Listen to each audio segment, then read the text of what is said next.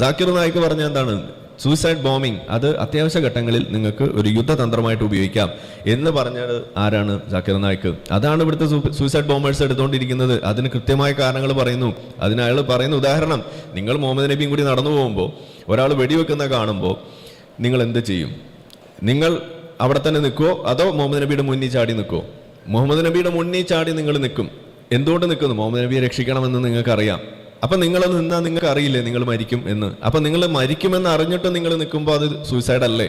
പക്ഷെ വെടി കൊണ്ടു, നിങ്ങൾ മരിച്ചു, മുഹമ്മദ് നബി രക്ഷപ്പെട്ടു, അപ്പൊ അത് സൂയിസൈഡ് ആണോ? അപ്പൊ നാട്ടുകാർ അവിടെ ഇരുന്നിട്ട് തലകുലുക്കാണ്. അത് ഒരിക്കലും സൂയിസൈഡ് അല്ല. അതെന്താ നിങ്ങൾ ചെയ്തത്? നിങ്ങൾ മുഹമ്മദ് നബിയെ രക്ഷിക്കാൻ നോക്കിയത്. അപ്പൊ എന്തിനാ മുഹമ്മദ് നബിയെ നിങ്ങൾ രക്ഷിക്കാൻ നോക്കിയത്? നിങ്ങൾ അപ്പുറത്ത് വാപ്പയുണ്ട് മുഹമ്മദ് നബിയുടെ, നിങ്ങൾ മുഹമ്മദ് നബിനെയാണ് രക്ഷിക്കാൻ നോക്കിയത്. അപ്പൊ എന്താ അങ്ങനെ വരുന്നത്? നിങ്ങൾ ഏറ്റവും കൂടുതൽ സ്നേഹിക്കേണ്ടത് മുഹമ്മദ് നബിനെയാണ് എന്നല്ല ഇസ്ലാം പഠിപ്പിക്കുന്നതെന്നാണ് ജാക്കിർ നായിക്ക് ചോദിച്ചിട്ട് ആളുകളെ കൊണ്ട് തല കുലിപ്പിക്കുകയാണ് ചെയ്യുന്നത്. അപ്പൊ അത് സൂയിസൈഡ് അല്ല എന്ന് അവരെ കൊണ്ട് ദൃഢമായിട്ട് പറഞ്ഞു കൊടുക്കുകയാണ് ചെയ്യുന്നത്. ഇതാണ് അതിന്റെ കാര്യം.